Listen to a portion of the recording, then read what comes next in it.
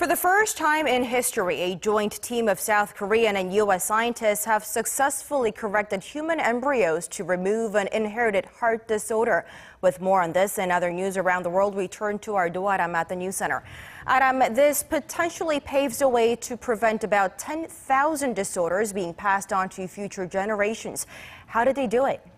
Well, Semin Researchers at Korea's Institute for Basic Science, America's Oregon Health and Science University, and the Salk Institute used a technique known as CRISPR-Cas9 to correct a genetic mutation for hypertrophic cardiomyopathy. The heart disorder affects 1 in every 500 people and leads to the heart suddenly stopping, and those who have the mutation have a 50-50 chance of passing it on to their children.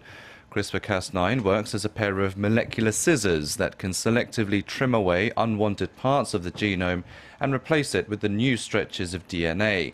The study was published in the journal Nature, which said the genetic repair happened at the moment of conception.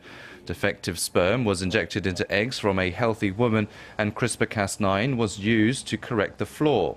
Although it didn't work all the time, the results showed that nearly 2/3 of the embryos did not carry the disease after being allowed to develop for a few days in a laboratory. There have been previous attempts to use the technology in China, but results were mixed, and there were a number of safety concerns as well, such as other parts of the genetic code becoming mutated.